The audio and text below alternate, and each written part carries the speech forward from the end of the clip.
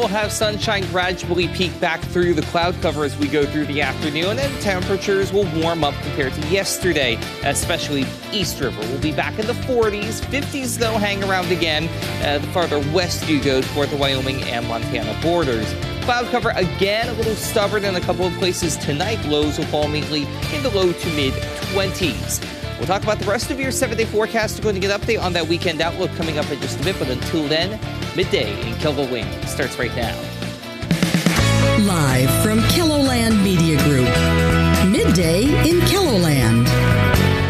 Christmas classics at the Sioux Falls City Center. Why city employees were treated to a special concert. And Texas takes a major step at the border.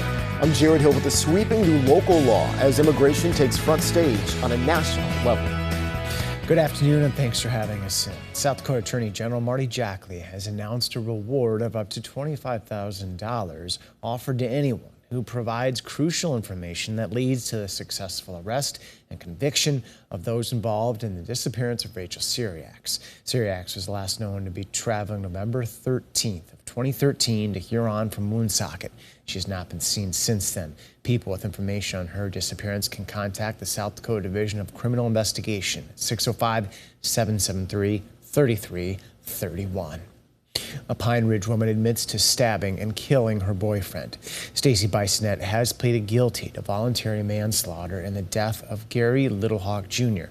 The stabbing was on June 27th. According to a plea agreement, she faces a maximum of 15 years in federal prison.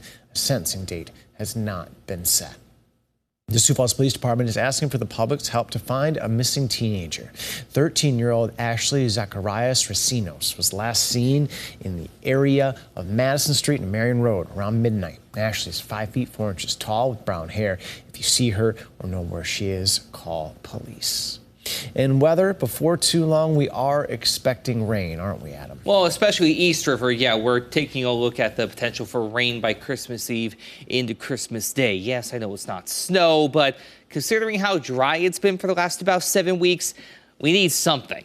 Meanwhile, right now, as we take a look at Pierre, there is some blue sky trying to peek through that cloud cover up there, but overall, we are going to see those clouds stick around for a little while longer. That's not to say it's going to be a completely bad day by any stretch of the imagination, but you are going to have to contend with a gray sky, at least at first, before we get ready for a bit of a better afternoon. 38, north wind at 6 miles per hour, and temperatures are going to continue to warm up as we go through the rest of your day. We're already doing better than we did yesterday in many locations East River in the mid to upper 30s, even 40 toward Yankton, 36 right now, Sioux Falls, Huron, and Aberdeen, 43 in Phillip, 49 Custer, already some 50s out there for Valentine, Pine Ridge, and Buffalo, 57 in Spearfish, and 55 out west in Rapid City. There's the sunshine, and also notice the lack of a breeze out there, so really a beautiful day to get out if you have the chance to do so,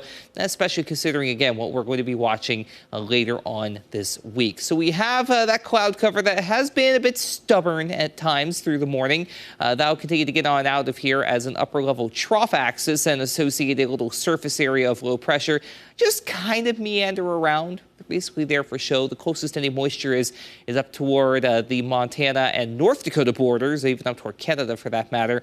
And even then, it's a mix of rain, sleet, and snow up that way. I'll take a warmer day over that each and every time. 40s, speaking of warmer temperatures, for much of southeastern KELOLAND, even a few 50s toward Wagner as well as Yankton. These are temperatures that are upward of 15 or so degrees above average for this time of year. Low to mid 40s for much of northeastern KELOLAND as well. And out west, 50s, near 60, not out of the question in a couple of areas. We're already near 60 in Spearfish for that matter. We'll go through the rest of your 7-day forecast in a little bit. All right, thank you, Adam. The Capitol Lake Master Plan is continuing to take shape. The Capitol Complex Restoration and Beatification Commission was shown this blueprint earlier this month. A flaming fountain and various other changes were added to the plan. The fountain will be placed near the Vietnam and Korean War memorials on the east side of the lake. Currently, there is no funding set aside for improvements to the Capitol Lake memorials. A longtime holiday tradition in downtown Sioux Falls has made a transition from real to artificial. If you drive along Minnesota Avenue, you've no doubt noticed the 40-foot-high Christmas tree in the parking lot of United Methodist Church. The artificial tree replaced the real tree that had to be cut down after being decorated for the holidays for decades. But early on, some people wondered if an artificial tree would prove to be a meaningful replacement. It's funny. I have an artificial tree in my own house, but I recognize the need for it. I mean, the old tree it outlived its life cycle. But assembling this tree took a lot more effort than the artificial one in your living room. We'll show you how the tree rose to new heights along Minnesota Avenue in tonight's Eye on KELOLAND at 10. A new immigration law out of Texas is raising the question of just how far a state can go to address illegal immigration.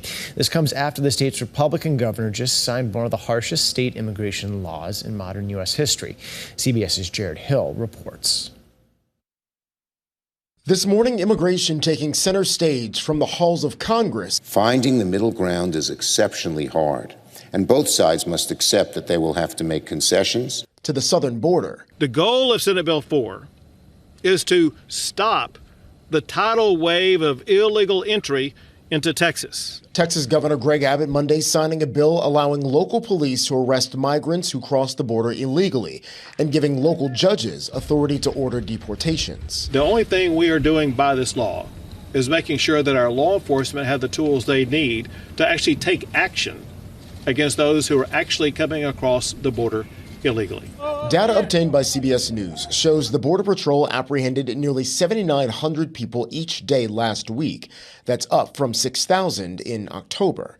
This comes as former President Trump is being criticized for recent comments from the campaign trail. They're poisoning the blood of our country. That's what they've done. They poison mental institutions and prisons all over the world, not just in South America. But GOP voters in Iowa and New Hampshire overwhelmingly support mass deportations of undocumented immigrants.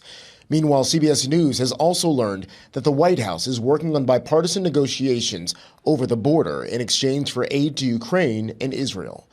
Jared Hill, CBS News, New York. Texas's law is set to go into effect in March. Now, the state's chapter of the American Civil Liberties Union says it will challenge the measure in court, a move which could potentially sway that March deadline.